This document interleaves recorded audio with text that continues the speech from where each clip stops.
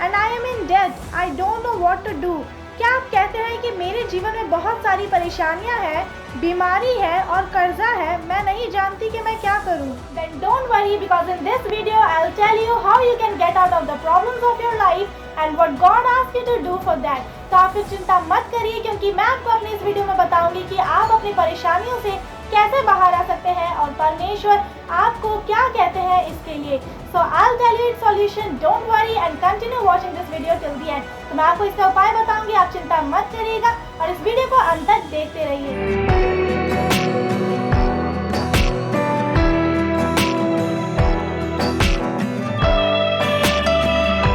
Everyone has troubles in their life. If a person has less trouble, then they would be fine.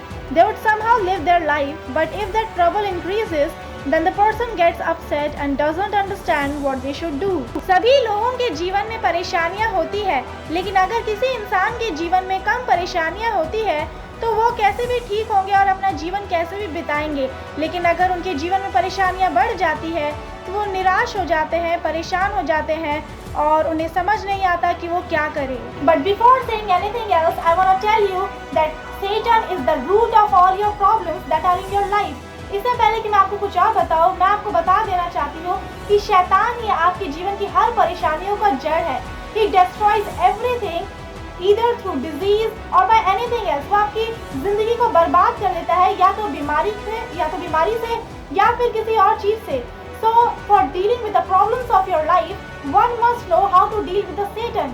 तो अगर आप अपने जीवन के परेशानी से सामना करना चाहते हैं तो आपको ये पता होना चाहिए कि शैतान का सामना कैसे करना है. I'll explain you this through a Bible verse. मैं आपको परमेश्वर के वचन के द्वारा ये समझाऊंगी. Read Mark 4 verse 38 to 41. मरकुस 4 अध्याय का 38 से 41 तक पढ़े. Jesus was in the stern, sleeping on a cushion. The disciples woke him and said to him, "Teacher, don't you care if we drown?" He got up, rebuked the wind, and said to the waves, "Quiet, be still." Then the wind died down, and it was completely calm. He said to his disciples, "Why are you so afraid? Do you still have no faith?" They were terrified and asked each other, "Who is this? Even the wind and the waves obey him." किंतु यीशु नाव के पिछले भाग में तकिया लगाए सो रहा था. उन्होंने उसे जगाया और उससे कहा, "हे गुरु, क्या तुझे ध्यान नहीं है कि हम डूब रहे हैं?" यीशु खड़ा हुआ, उसने हवा को डांटा और लहरों से कहा, "शांत हो जाओ, थम जाओ." तभी बवंडर थम गया और चारों तरफ असीम शांति छा गई. फिर यीशु ने उनसे कहा, "तुम डरते क्यों हो? क्या तुम्हें अब तक विश्वास नहीं है?" किंतु वे बहुत डर गए थे. फिर उन्होंने आपस में एक दूसरे से कहा, "आखिर ये है कौन? हवा और पानी भी इसकी आज्ञा मानते हैं." Therefore, just like those disciples of God who didn't have faith and got scared, in the same way you get scared when trouble comes in your life.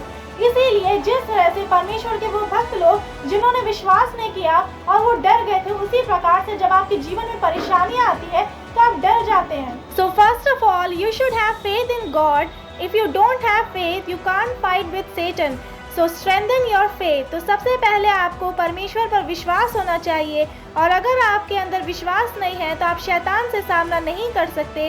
इसलिए आप अपने विश्वास को मजबूत करें. Secondly, the way Jesus Christ rebuked the storm and it calmed down, in the same way, whatever the problems or disease you have in your life, you have to rebuke it in your prayer.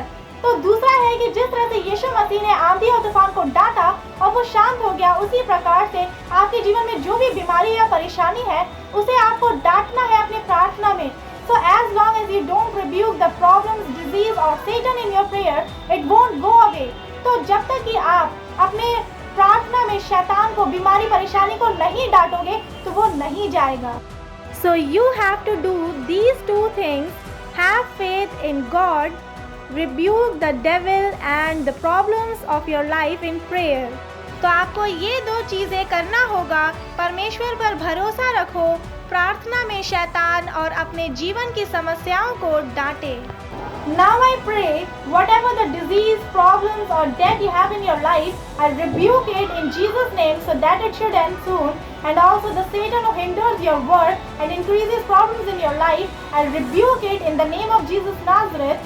Amen. Hallelujah. अब मैं प्रार्थना करती हूँ, आपके जीवन में जो भी बीमारी, परेशानी, कर्जा है, उसे मैं डांटती हूँ यीशु मसीह के नाम में ताकि वो खत्म हो जाए। और उस शैतान को भी डांटती हूँ जो आपके काम को बनने नहीं देता, उसमें रुकावट डालता है और आपकी समस्या को बढ़ा देता है। उसे मैं डांटती हूँ यीशु नासरी के नाम में। आमीन, hallelujah. I hope you have understood that what you have to do now. मैं आशा करती हूँ कि अब आप समझ गए होंगे कि आपको क्या करना है। God bless you all. परमेश्वर आप सभी को आशीष दे।